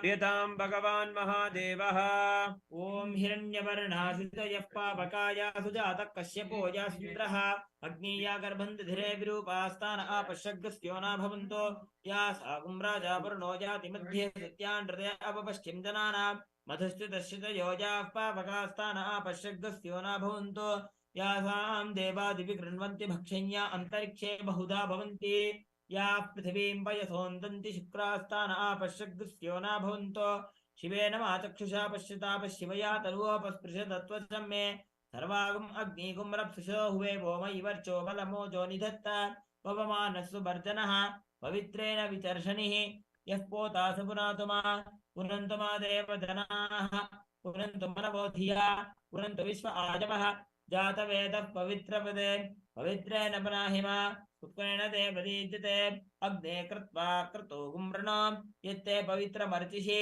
अग्ने विदधमन्तरा ब्रह्मत्तेन पुनीमहे उभाभ्यां देवसवितः पवित्रेण सवेन च इदं ब्रह्म पुनीमहे वैश्वदेवी पुनरी देव्यागात् यस्यै बह्वीस्तनुवो वीतपृष्टाः तया मदन्तस्य धमाद्येषु वयग्स्यामपतयोरजीनाम् वैश्वानरो रश्मिभिर्मा पुनातो वातः प्राणेने शिरोवजो भूः द्यावा पृथिवीपयसापयोभिः ऋतावरी यज्ञये मा पुनीतां बृहद्भिः सवितस्त्रिभिः वर्षिष्ठैर्देवमन्मभिः अग्ने दक्षैः पुनाहिमा येन देवा अपुनत येनापो दिव्यङ्कषः येन दिव्येन ब्रह्मणा इदं ब्रह्म पुनीमहे यः पावमानीरध्येते ऋषिभिः संवृतगुं रसम् सर्वगुं सपूतमश्नाति सदितं मातरिश्वना पापमानेद्यो अध्येति ऋषिभिः संवृतगुं रसम् तस्मै सरस्वती दुहे क्षीरकं सर्पिर्मधुदकं पावमानी स्वस्त्ययनीः सुदुगा हि पयस्वतीः ऋषिभिः संवृतो रसः ब्राह्मणे शमृतकं हितं पावमानी दिशन्तु नः इमं लोकमथो अमुं कामान् समर्थयन्तु नः देवीर्देवैः समाभृताः पावमानी स्वस्त्ययनीः सुदुगा हि घृतश्च्युतः ऋषिभिः संवृतो रसः ब्राह्मणे शमृतकं हितं येन देवा पवित्रेण आत्मानं पुनते सदा तेन सहस्रधारेण पापमान्यः पुनन्तु मा राजापत्यं पवित्रं शतोद्यामुखं हिरण्मयं तेन ब्रह्मविदो वयं पूतं ब्रह्म पुनीमहे इन्द्रस्तु नीति सहमापनातो सोमस्वस्यावर्णस्मीच्या यमो राजा प्रवृणाभिः पुनातमा जातवेदा मूर्धयन्त्या पुनातो भूर्भुवस्वः तच्छंयोरावृणीमहे गातुं यज्ञाय गातुं यज्ञपतये दैवी स्वस्तिरस्तुनः स्वस्तिर्मानुषेभ्यः ऊर्ध्वं जिगातु भेषजं तन्नो अस्तु द्विपदे सञ्चतुष्पदे ॐ शान्ति शान्ति शान्तिः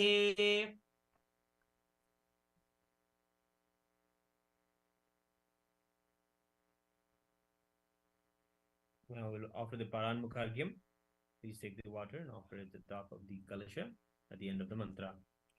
इमं मे वर्णश्रुतिहमद्याच वर्णयाम् त्वामवस्युरासगे तत्त्वायामि ब्रह्मणा वन्दमानः सदाशा आस्ते यजमानो हविर्भिः अहेडमानो वरुणे हबोध्योर्षकं समान आयुः प्रमोषीः ॐ वं वरुणाय नमः यथास्थानं प्रतिष्ठापयामि श्वनार्थे क्षेमाय पुनरागमनाय च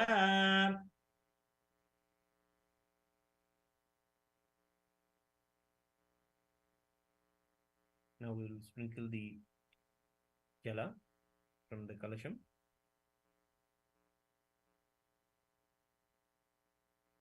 Acharya must sprinkle the water on themselves and the surroundings as we chant the following mantra. ॐ अपवित्रः पवित्रो वा सर्वावस्थाङ्गतोऽपि वा यस्मरेत् साम्बमीशानं सवाह्याभ्यन्तरः शुचिः ॐ भूर्भुस्सुरं भूर्भुस्सुरं भूर्भुवस्सुवः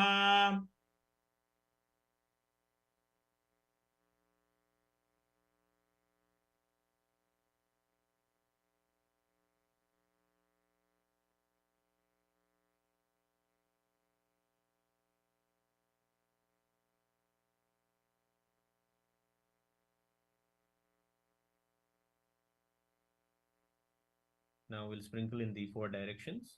In the north, please sprinkle the water into the east direction. ॐ हां शिवास्त्राय नमः In the dakshina, southern direction. ॐ हां अघोरास्त्राय नमः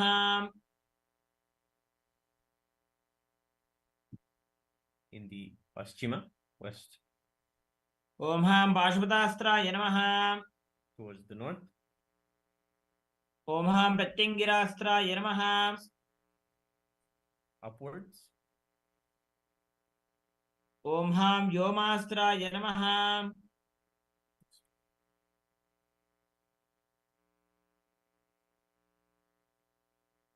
Now the Kalasha Tirtham can be sprinkled on all the participants participating in the puja and all of their puja samagri and their kalashas before them. Please take the Punyahachimana Kalasha and sprinkle on everyone.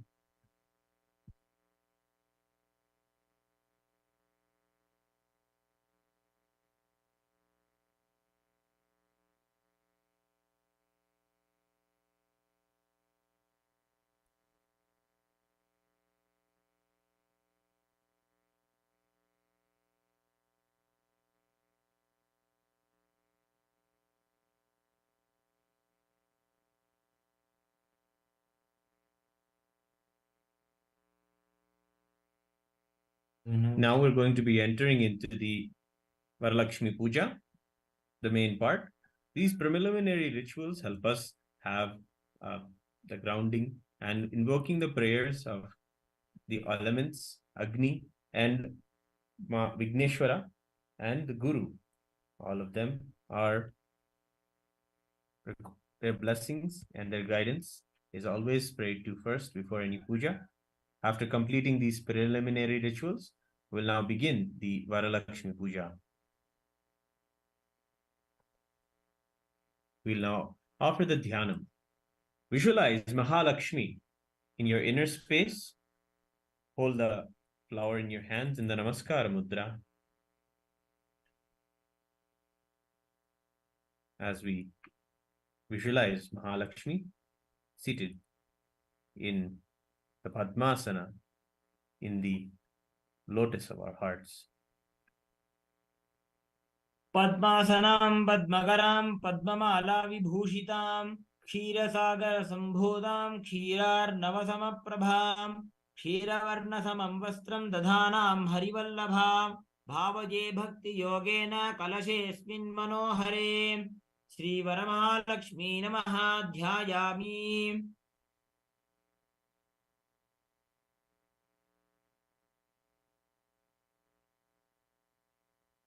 Next, we will perform the Varastapana. Please, where the plate with the raksha, the threads, the sacred threads are prepared, that are to be worn by the end of the ritual. Please offer the puja to them, offer a flower. Place it in front of Mahalakshmi.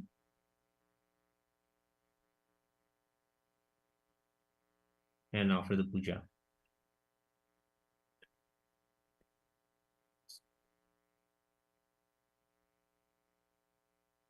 बालभानु प्रतीकाशे पूर्णचन्द्रनिभानने सूत्रेऽस्मिन् सुस्थिता भूत्वा प्रयच्छ बहुलान् वरान्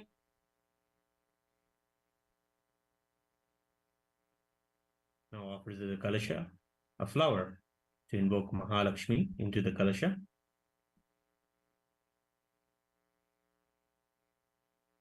सर्वमङ्गलमाङ्गल्ये विष्णुवक्षस्थलालये आवाहयामि देवी त्वाम् अभीष्टफलदा भव वरलक्ष्मीम् आवाहयामि. We will now begin the Upachara Puja to Mahalakshmi. The first is the offering of asanam, the offering of the seat. Please take a few flowers in your hands and offer them to Devi Mahalakshmi at the end of the mantra. अनेकरत्नखचितं क्षीरसागरसम्भवे स्वर्णसिंहासनं देवी स्वीकुरुष्व हरिप्रिये वरलक्ष्म्यै नमः आसनं समर्पयामि.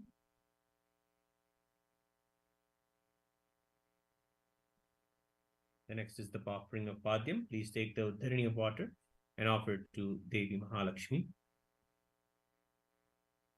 गंगादिसरिदानीतं गन्धपुष्पसमन्वितं पाद्यं ददामि ते देवी प्रसीद परमेश्वरी वरलक्ष्म्यै नमः पाद्यं समर्पयामि.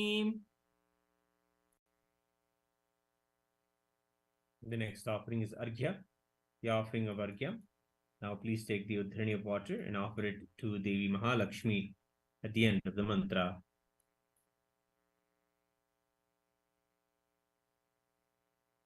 गंगा नदी समानीतं सुवर्ण कलशस्थितं गृहाणार्घ्यमया दत्तं पुत्र पौत्र फलप्रदे श्री वरलक्ष्म्यै नमः अर्घ्यं समर्पयामि.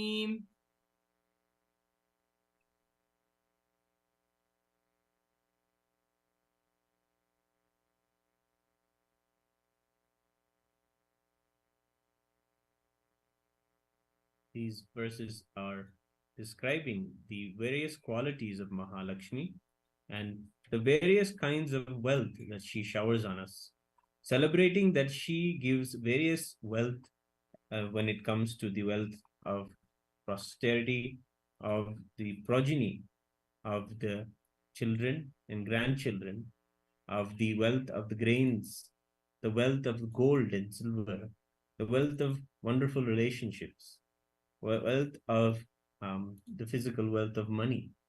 All of these are manifestations of Lakshmi in our lives, celebrating that she manifests in our lives in all of these items. We offer our gratitude to her, offering the same items at her divine lotus feet. The next is the offering of Achamanam, water for washing the hands and the mouth. Please take the Udhirani water and offer it to Devi Mahalakshmi at the end of the mantra. प्रसन्नं शीतलं तोयं प्रसन्नमुखपङ्कजे घ्राणाचमनार्थाय गरुडध्वजवल्लभे वरलक्ष्म्यै नमः आचमनं समर्पयामि. The next is the offering of Madhubarka, the nectarine drink. Please take the Madhubarka in your hands and offer it at the divine lotus feet of Mahalakshmi at the end of the mantra. Mahalakshmi महादेवी मध्वाज्यदधि संयुतं मधुपर्कगृहाणेमं मधुसूदनवल्लभे वरलक्ष्म्यै नमः मधुपर्कं समर्पयामि. Next, we'll be offering the Snanam, your offering of the sacred bath to Mahalakshmi, who is invoked in front of us in the Kalasham. Please offer a drink of water and ring the bell as you offer the Snaniyam.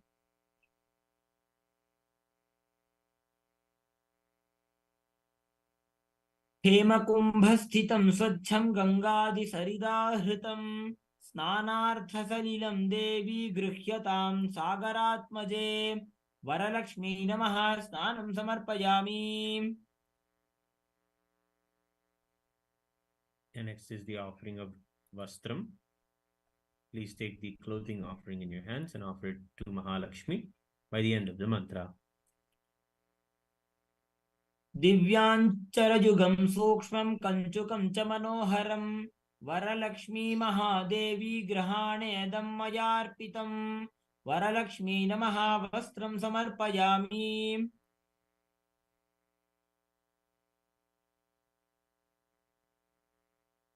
The next offering is the Khanta Sutra, the necklace, the Mangalya Sutra.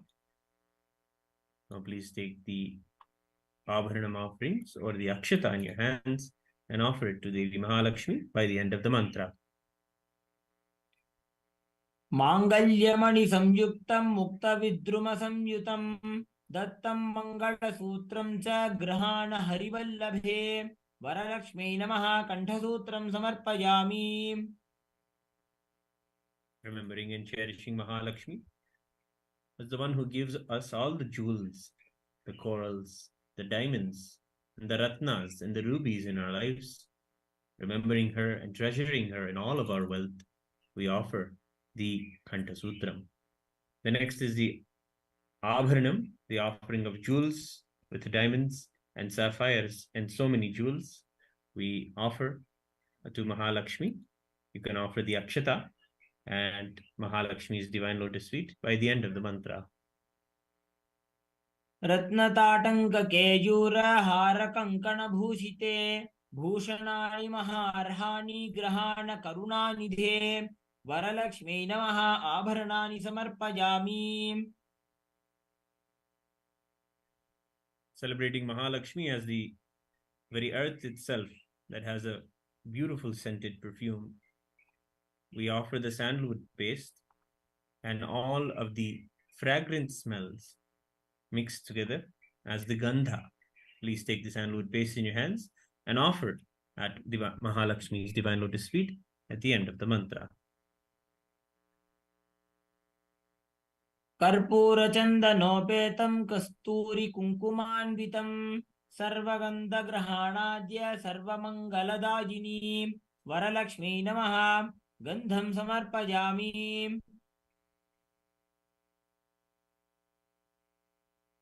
Next is the offering of the Pushpamala.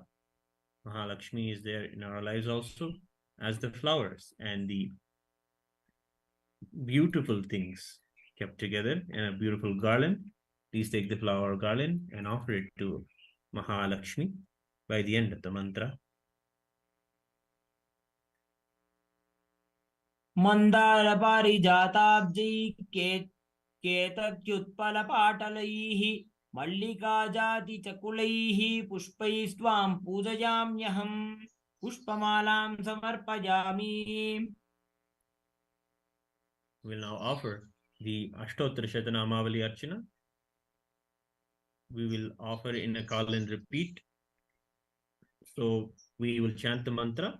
All of you can repeat and offer the mantra after each Namavali is chanted.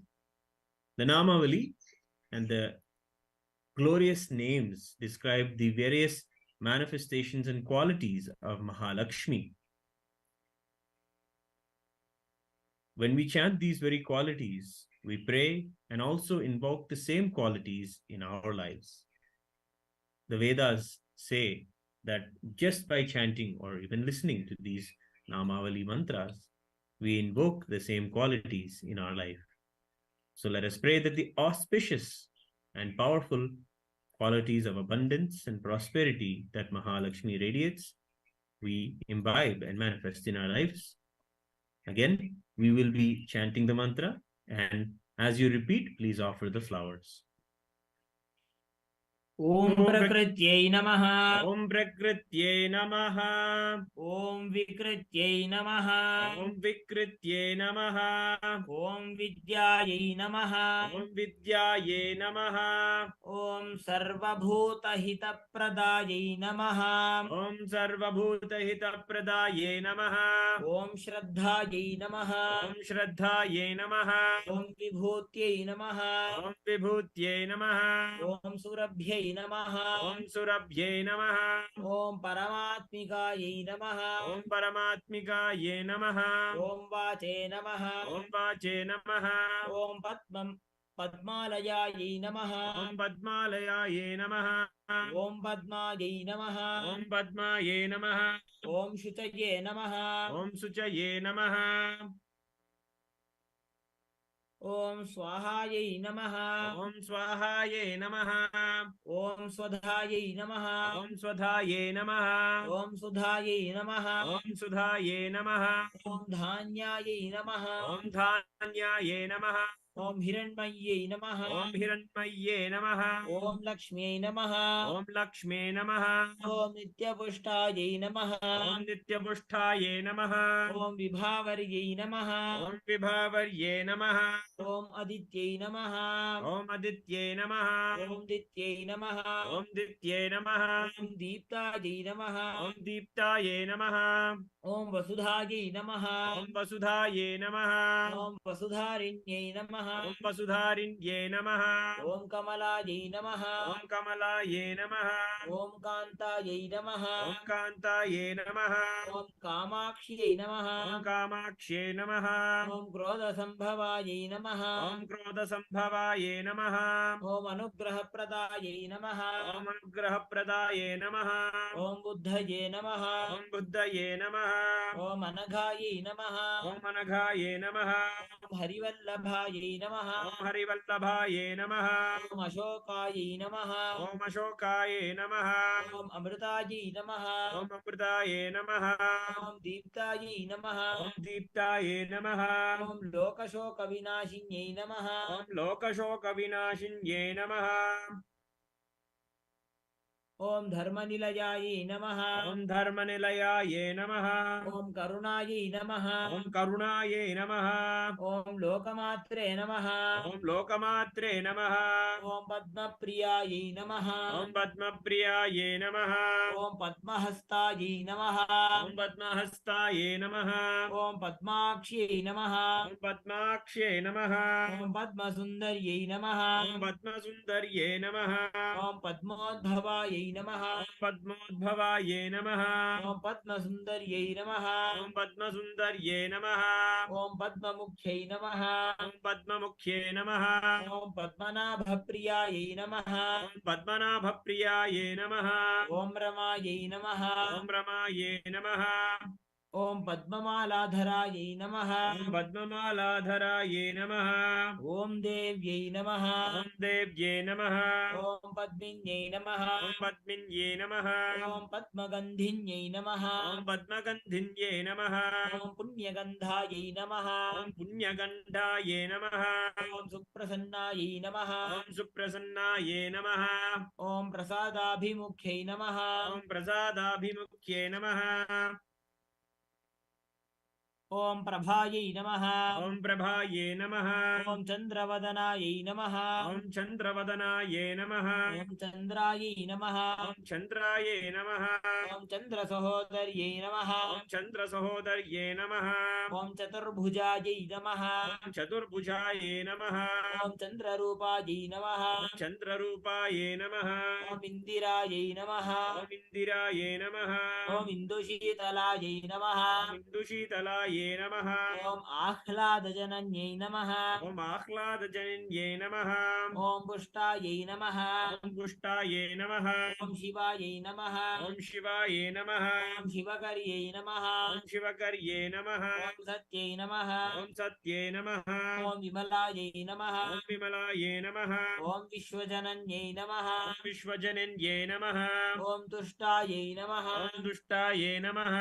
ॐ दारिद्र्यनाशिन्यै नमः। नमः ॐ दारिद्र्यनाशिन्ये नमः ॐ प्रीतिपुष्करिण्यै नमः ॐ प्रीतिपुष्करिण्ये नमः ॐ शान्तायै नमः ॐ शान्ताये नमः ॐ शुक्लमाल्याम्बरायै नमः ॐ शुक्लमाल्याम्बराये नमः ॐ श्रियै नमः ॐ श्रिये नमः ॐ भास्कर्यै नमः ॐ भास्कर्ये नमः ॐ बिल्वनिलयायै नमः ॐ बिल्वनिलयाये नमः ॐ वरारोहायै नमः ॐ वरारोहाये नमः ॐ यशस्विन्यै नमः ॐ यशस्विन्ये नमः ॐ वसुन्धरायै नमः ॐ वसुन्धराये नमः ॐ उदाराङ्गायै नमः ॐ उदाराङ्गाये नमः ॐ हिरण्यै नमः ॐ हिरण्ये नमः ॐ हेममालिन्यै नमः ॐ हेममालिन्ये नमः ॐ धनधान्यकर्ये नमः धनधान्यकर्ये नमः ॐ सिद्धये नमः ॐ सिद्धये नमः ॐ स्त्रैणसौम्यायै नमः ॐ स्त्रैणसौम्याये नमः ॐ शुभप्रदायै नमः ॐ शुभप्रदाये नमः ॐ नृपवेश्मगतानन्दायै नमः ॐ नृपवेश्मगदानन्दाये नमः ॐ वरलक्ष्मी नमः ॐ वरलक्ष्मे नमः ॐ वसुप्रदायै नमः ॐ वसुप्रदाये नमः ॐ शुभायै नमः ॐ शुभाये नमः ॐ हिरण्यप्राकारायै नमः ॐ हिरण्यप्राकाराये नमः ॐ समुद्रतनयायै नमः ॐ समुद्रतनयाये नमः ॐ जयायै नमः ॐ जयाये नमः ॐ मङ्गलादेव्यै नमः ॐ मङ्गलादेव्ये नमः ॐ विष्णुवक्षस्थलस्थितायै नमः ॐ विष्णुवक्षस्थलस्थिताये नमः ॐ विष्णुपत्न्यै नमः ॐ विष्णुपत्न्ये नमः ॐ प्रसन्नाक्षै नमः ॐ प्रसन्नाक्षय नमः ॐ नारायणसमाश्रितायै नमः ॐ नारायणसमाश्रिताये नमः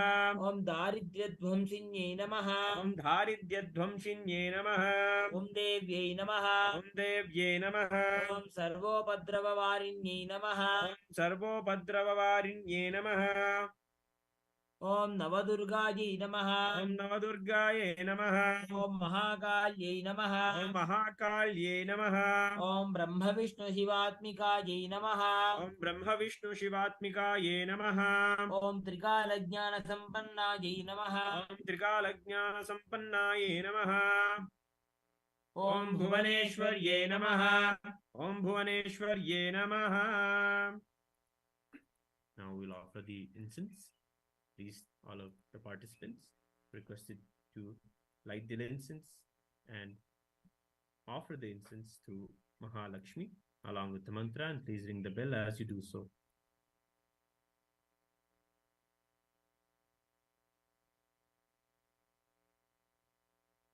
ॐ वनस्पतिरसो दिव्यो गन्धाद्यस्सु मनोहरः आग्रेयः सर्वदेवानां धूपोऽयं प्रतिगृह्यताम् वरमहालक्ष्मी नमः धूपमाघ्रापयामि Now please take the deepa in your hands and slowly offer the lit lamp towards Mahalakshmi. Wave the lamp in a clockwise manner and ring the bell as you do so. ॐ सुप्रकाशो महादीपः सर्वतस्तिमिरापः समाख्याभ्यन्तरज्योतिर्दीपोऽयं प्रतिगृह्यताम् वरमहालक्ष्मी नमः दीपं सन्दर्शयामि The next is Naivedyam. You're offering a food. Now, everything that you have prepared for Mahalakshmi today, you can have it ready. Make sure that it is in the eyesight of Mahalakshmi so she can see the food that you have prepared.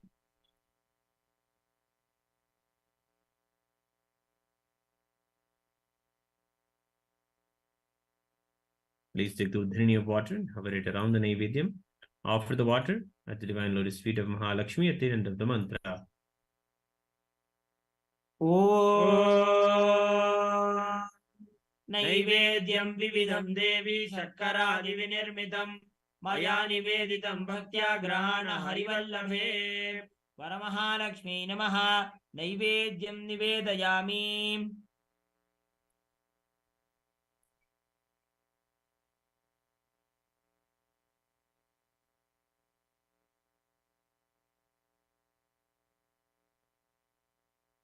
Now we'll offer the Paniyam water, water for drinking.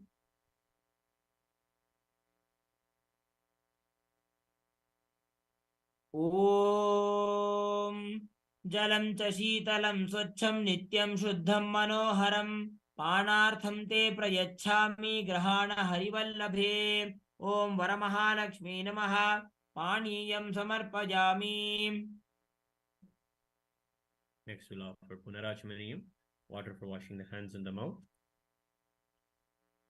ॐ उच्छिष्टमप्यशुचिर्वा यस्य स्मरणमात्रतः शुद्धिमाप्नोति तस्मै ते पुनराचमनीयकम्. वरमहालक्ष्मी नमः पुनराचमनीयं समर्पयामि. The next is the offering of Tambulam. Please take the Tambulam offering and offer to Mahalakshmi.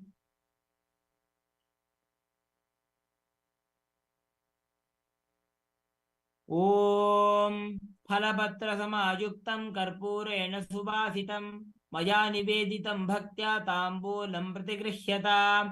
Varamahalakshmi नमः ताम्बूलं समर्पयामि.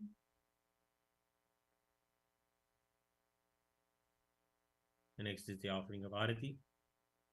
Everyone please take the Arati lamp in your hands and offer the Arati to Mahalakshmi as we chant the Arati mantra. Please ring the bell as you do so.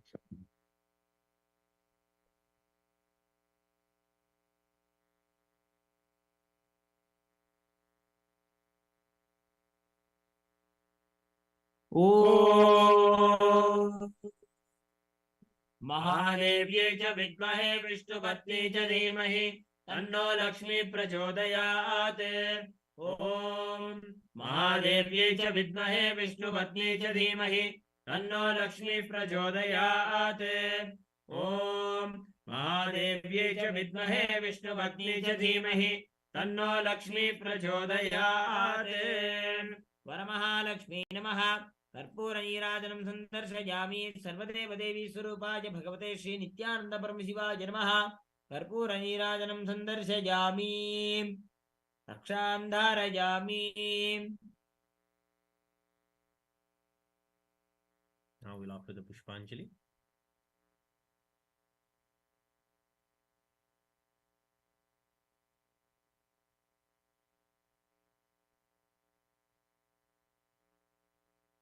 ॐ नमस्ते सर्वदेवानां वरदासि हरिप्रिये यां गतिस्त्वं प्रपन्नानां सा मे भूजात्पदार्चनात्. वरमहालक्ष्मी नमः पुष्पाञ्जलिं समर्पयामि. We will now offer the puja to the Raksha thread.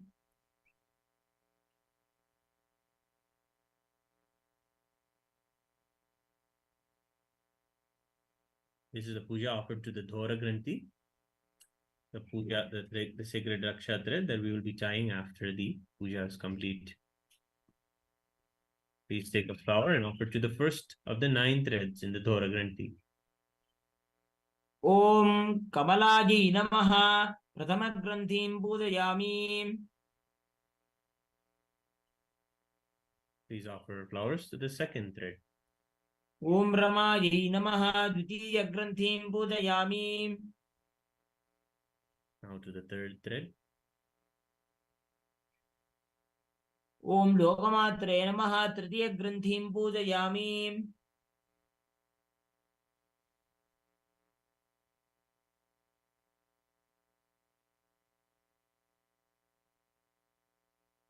ॐ विश्वजनन्यै नमः चतुर्थग्रन्थिं पूजयामि. ॐ महालक्ष्मी नमः पञ्चमग्रन्थिं पूजयामि. ॐ क्षीराब्धतनयायै नमः षष्ठग्रन्थिं पूजयामि. ॐ विश्वसाक्षिण्यै नमः सप्तमग्रन्थिं पूजयामि. ॐ चन्द्रसहोदर्यै नमः अष्टमग्रन्थिं पूजयामि. ॐ हरिवल्लभायै नमः नवमग्रन्थिं पूजयामि.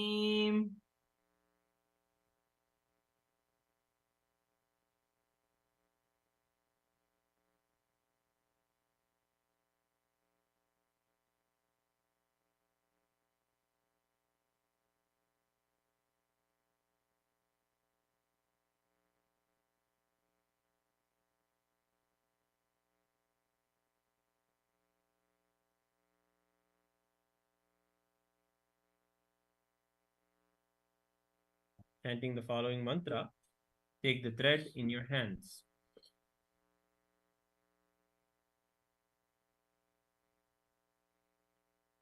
Please take the thread in your hands.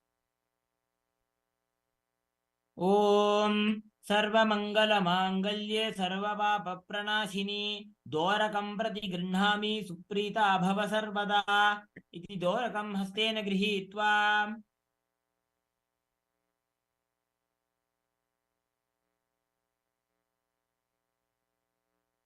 Now we'll be tying the thread to the right hand, to the right wrist, as we chant the following mantra.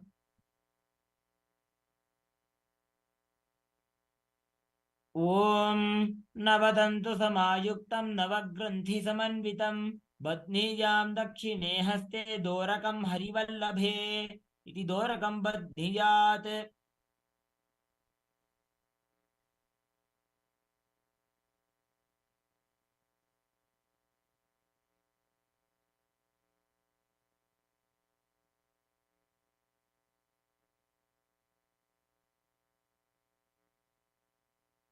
The blessings of Mahalakshmi and the Supreme Pontiff of Hinduism, Bhagavan Nityananda Parameshwaram, will come to the conclusion of today's VaraLakshmi Puja.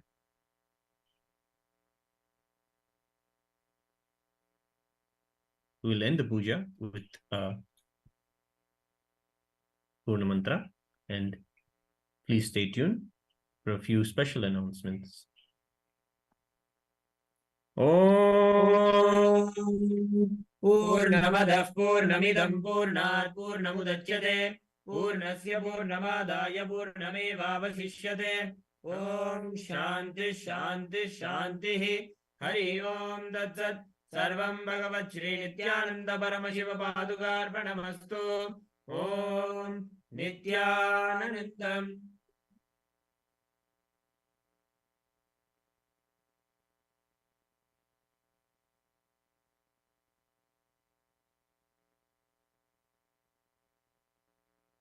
Yes, we have come to the end of the VaraLakshmi Puja. Please do the Namaskaram. Bow down on your knees and touch your forehead to the ground.